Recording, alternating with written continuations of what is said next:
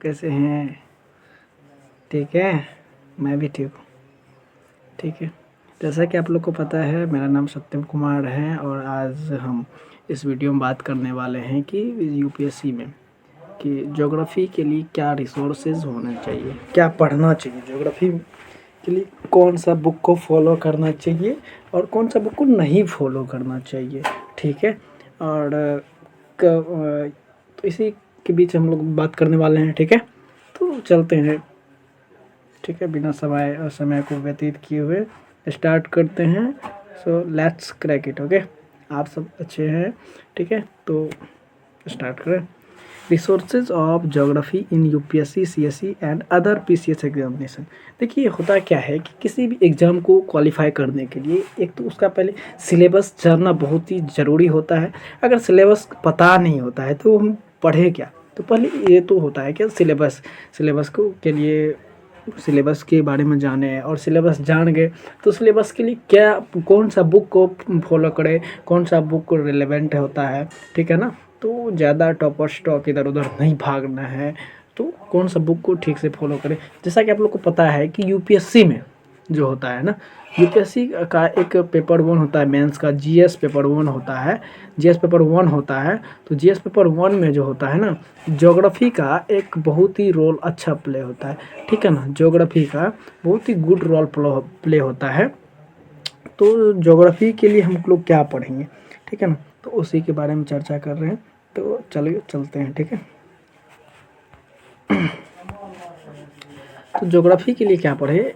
First stage में अगर आप लोग तैयारी में नए हैं, यानी कि 12th कर चुके हैं, 12th करने के बाद बचपन से ही सपना था कि यूपीएससी करें। तो यूपीएससी करने के लिए एक तो पहली बात होता है क्या है कि बेसिक नॉलेज क्या होना चाहिए। तो बेसिक आपका अगर फंडामेंटल क्लियर है तो आप स्टैंडर्ड बुक को ही फॉलो करें। तो फर्स्ट स्टेज में आप क्या करें? फर्स्ट स्टेज में आपका क्या करना है? फर्स्ट स्टेज में आपको क्या करना है? एनसीईआरटी पढ़ना है। क्या पढ़ना है? एनसीईआरटी पढ़ना है। ठीक है, NCERT 6 to 12 are most important for basic knowledge of UPSC CSE examination. Okay, so let's play, देखते हैं, let's crack it. Okay, class 6 का जो NCERT है वो पढ़ना है 7, 8। तो क्लास 6, 7, 8 फर्स्ट स्टेप में एक यानी कि जो है ना 2 बार पढ़ना है। कितने बार? 2 बार पढ़ें। ठीक है, 2 बार पढ़ लिए। उसके बाद क्या करना है? उसके बाद 9th 10th क्या करना है? 9th 10th। उसके बाद 9th 10th को क्या करें? 9th 10th को 2 बार पढ़े, 2 बार पढ़े। ठीक है, उसके बाद क्या करना है? जो 11th की एनसीईआरटी होती है ना, 11th में कितने पार्ट्स होते हैं? 11th में दो पार्ट होते हैं। ओके, 11th में कितने पार्ट्स होते हैं? 2 पार्ट्स होते हैं। ठीक है ना, पहले इसको मैं इरेज कर लेता हूँ। ओके, तो 11th में जो होता है ना 2 पार्ट होता है। तो अब उसको क्या, उसके लिए क्या करें? ठीक है,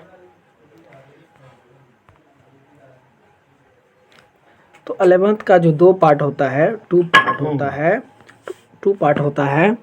तो उसके लिए क्या करना है? फर्स्ट पार्ट को भी पढ़ना है, first part and second part. बहुत ही जो है ना बेसिक, अगर आप इसको स्टैंडर्ड के लिए भी फॉलो कर सकते हैं तो इसी को बेसिक बुक बनाइए। और स्टैंडर्ड के लिए भी यही बुक बहुत ही काफ़ी रिलेवेंट तरीके से बनाया गया होता है। ठीक है ना, एनसीईआरटी का आधिकारिक डॉक्यूमेंट्स भी है। तो इसमें क्या है कि 11th में एक पार्ट में जो होता है ना विश्व का जो भौतिक भूगोल होता है, यानी कि फिजिकल ज्योग्राफी जो होता है ना, फिजिकल ज्योग्राफी, वो एक पार्ट में है। और ये दूसरा पार्ट में भी, दूसरा पार्ट में क्या है? भारत का भौतिक भूगोल है, भारत का भूगोल है, यानी कि इंडियन ज्योग्राफी वेस्ट है। तो एक तो फिजिकल हो गया और ये भारत का भी हो गया। तो ये बहुत ही 11th का ही एनसीईआरटी का जो डबल बुक होता है 11। ठीक है ना, 12th का एनसीईआरटी में खास उतना नहीं है, ह्यूमन ज्योग्राफी वेस्ट है, तो आप उसको भी फॉलो कर सकते हैं। लेकिन आप ये जो है ना 6 टू लेकर के 10th तक 2 या 3 बार रीडिंग अच्छे से पढ़े, कॉन्सेप्ट क्लियर हो जाए। उसके बाद क्या करें? 11th का जो है ना, 11th का सब दिन पढ़ना है। ठीक है ना, अच्छे से पढ़ना है, क्योंकि इस बुक से ही सारा क्वेश्चन आता है। ठीक है, अब देखते हैं। अब क्या है कि 6th एनसीईआरटी पढ़ेंगे। Okay, 6th NCERT, 6th NCERT के बाद क्या, 6th एनसीईआरटी के बाद क्या करेंगे? 6th एनसीईआरटी के बाद करेंगे, ठीक है, 7th एनसीईआरटी करेंगे। 7th एनसीईआरटी हो गया। उसके बाद क्या करना है? 8th का एनसीईआरटी, 8th का एनसीईआरटी 2 टाइम्स, 2 से 3 टाइम्स। ओके, 2 से 3 टाइम्स करना है, सबको 2 से 3 टाइम्स करना है, ठीक है। 2 से 3 टाइम्स करें, उसके बाद 9th का 8th का करें, 9th, उसका 10th, ठीक है। अगर यहाँ तक जो है 3 टाइम हो जाता है, 3 टाइम अगर यहाँ तक कर लेते हैं, 3 टाइम कर लिए, उसके बाद क्या करना है, 3 टाइम्स होने के बाद, 3 टाइम्स होने के बाद तब क्या करना है, 11th का जो एनसीईआरटी है उसको लेना है, ठीक है। 11th के एनसीईआरटी में सेकंड पार्ट, फर्स्ट पार्ट, ठीक है ना, भौतिक भूगोल के मूल सिद्धांत होते हैं, ठीक है ना। ये फर्स्ट पार्ट हो गया कि ये 11th का जो है ना, 11th का फर्स्ट पार्ट हो गया। ओके, फर्स्ट पार्ट है ये, ठीक है, ये 11th का फर्स्ट पार्ट है, ठीक है ना। इसको भी अच्छे से इसमें सारा कुछ दिया गया है, ठीक है ना। और जो बहुत सारे स्टूडेंट इसी को इसको भी फॉलो करते हैं, ठीक है ना, तो आप भी इसको भी फॉलो करें, ठीक है। और उसके बाद जो सेकंड है, सेकंड में क्या है, सेकंड पार्ट में है भारत और भौतिक पर्यावरण, यानी कि भारत इंडियन ज्योग्राफी बेस्ड है, ये इंडियन ज्योग्राफी बेस्ड है 12th का 11th का सेकेंड पार्ट का एनसीईआरटी। अगर आप इतना करते हैं तो उसके बाद अब सोचते हैं क्या जो कौन सा स्टैंडर्ड बुक को फॉलो करें।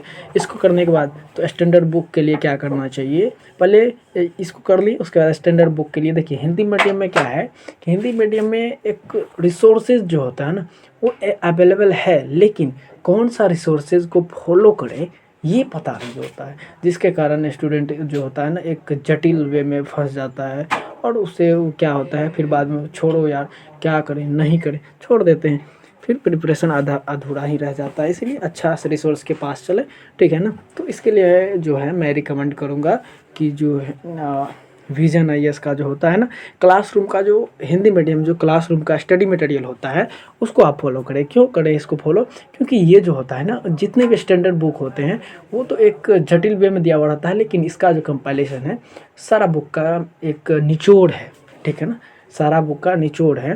तो हिंदी मीडियम के लिए ये बहुत ही बेस्ट है।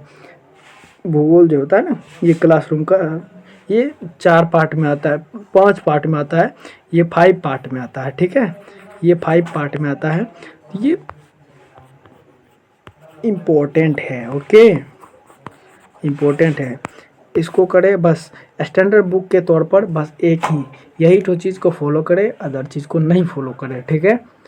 बहुत सारा होता है, माजिद हुसैन डी आर खुल्लर साहब की किताबें होती हैं, तो उस ज़्यादा रिसोर्स पे नहीं जाना है, कोई एक रिसोर्स सेलेक्ट करना है, और उसमें भी क्या करना है एनसीईआरटी के बाद बस एक ही चीज़ करना है, क्या करना है, ये विजन आईएएस का जो स्टडी मटेरियल होता है ये न्यू वाला है, लेटेस्ट वाला है, 2022 वाला है, ठीक है ना। तो इसको आप फॉलो कर सकते हैं, ये अवेलेबली आप कहीं से भी अमेजन या कहीं से भी फ्लिपकार्ट से ऑनलाइन परचेज कर सकते हैं। ओके, ठीक है ना। अब सेकेंड स्टेज में क्या करता है, माजिद हुसैन भी है, ठीक है ना, आप उसको भी देख सकते हैं, लेकिन उतना ये जो है ना गुड नहीं होगा, क्योंकि ये बहुत मोटी मोटी किताबें होती है, ठीक है ना, वो मोटी होने के कारण थोड़ा सा जो होता है ना अनप्रजेंटेबल लगता है पढ़ने में, ठीक है ना। तो इसके बाद अब क्या करना है, एक आता है दृष्टि का जो है ना, एक मेंस के लिए क्या करेंगे, मेंस के लिए करेंगे कि विजन आईएएस का जो होता है ना, विजन आईएएस का मेंस प्रैक्टिस के लिए, क्वेश्चन प्रैक्टिस के लिए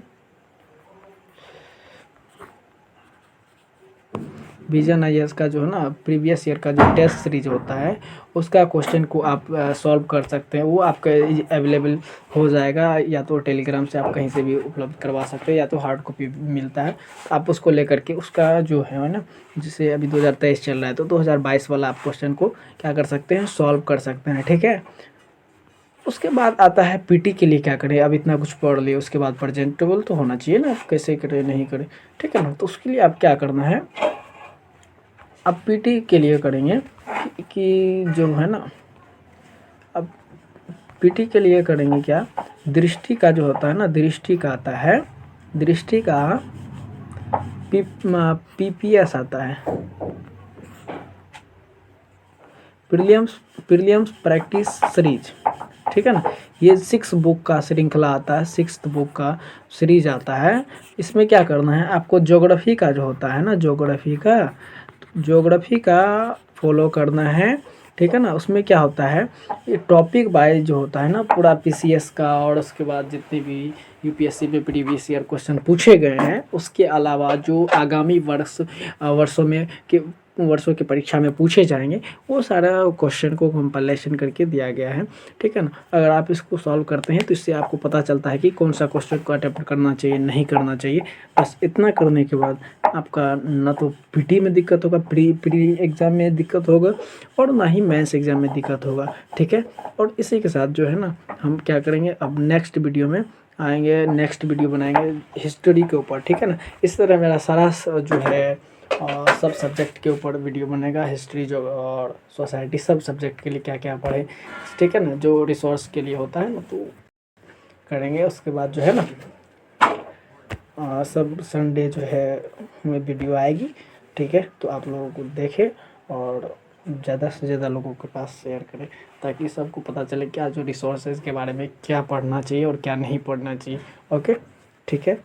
तो आज यहीं पे कंप्लीट करते हैं, ठीक है। Okay, take care, bye bye.